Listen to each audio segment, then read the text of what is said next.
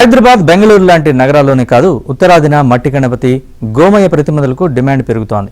అహ్మదాబాద్, ముంబై లాంటి మున్సిపల్ కార్పొరేషన్లు పర్యావరణ హిత గణపతిని ప్రోత్సహిస్తున్నాయి.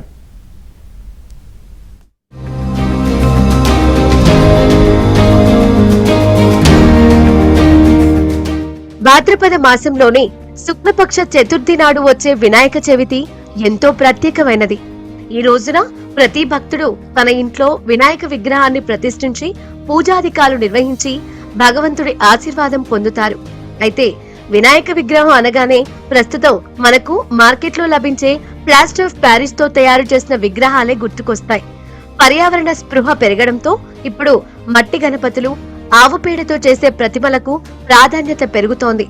పలు నగరాల్లో వాటిని ప్రభుత్వాలు ప్రోత్సహిస్తున్నాయి.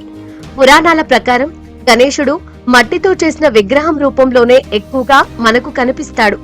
మట్టి గణపతిని పూజించడం ద్వారా అనేక యాగాల ఫలితాలు పొందుతారు. మట్టితో చేసిన గణపతి విగ్రహం ప్రయోజనాలు హిందూ మత గ్రంథాలు, పురాణాల్లోనూ ప్రస్తావించారు. గణపతిని పూజించేందుకు గరికపోచలు చాలు. ప్రకృతికి దగ్గరగా ఉండే దేవుడు వినాయకుడు.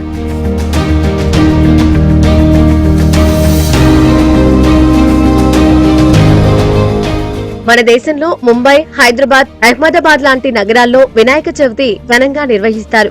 లక్షలాది విగ్రహాలకు పూజలు చేస్తారు. అందుకే అహ్మదాబాద్ మున్సిపల్ కార్పొరేషన్ గోమయ గణపతి ప్రతిమలను ప్రోత్సహిస్తోంది. ఆవు పేడతో 4000 గణపతి విగ్రహాలను తయారు చేయించింది. పేద కళాకారులతో వీటిని తయారు చేయిస్తోంది. గతంలో విగ్రహాలన్నీ ప్లాస్టర్ ఆఫ్ ప్యారిస్ తో తయారు చేసేవారని, దానివల్ల పర్యావరణం దెబ్బతినేదంటున్నారు. ఇప్పుడు ఆ సమస్య తప్పింది. గోమయ గణపతి విగ్రహాలను 300 నుంచి 400 రూపాయలకు విక్రయిస్తున్నారు. और पीओपी एनवायरनमेंट के लिए बहुत डेंजरस होता है और इसीलिए हमने इस बार एक बहुत ही यूनिक चीज़ हमने इसको लिया है. इसमें गाय का, हमारे यहाँ जो गाय दाने लिमड़ा और बाकरोल में बहुत सारे जो स्ट्रे कैटल हैं उसको हम पकड़ते हैं और उनके लिए बहुत ही अच्छा गौशाला हमने बनाया है अहमदाबाद में. अहमदाबाद में जो अच्छा गौशाला है वो बहुत तंदुरुस्त गाय हैं.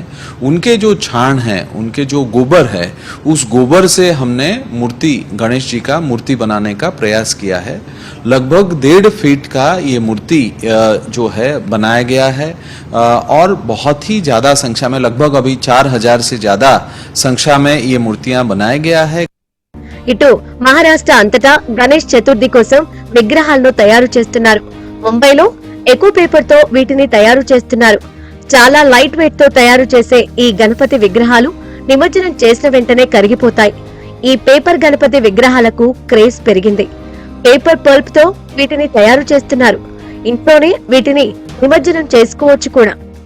तो इसका फायदा ये है कि इसमें से गणपति जी की मूर्ति, फिर दिए, पॉट, फ्लावर पॉट, इस तरह की अलग अलग सुशोभित चीज वस्तुएं बनाई जाती है, जो अगर घर पे भी मतलब स्थापना, गणेश जी की स्थापना करने के बाद में अगर घर पे ही लोग विसर्जित करेंगे तो उसमें से एक प्लांट तैयार हो जाएगा. हमारे आदरणीय प्रधानमंत्री श्री, जिनका एक पेड़ मां के नाम का अभियान सारे देश में जो चल रहा है.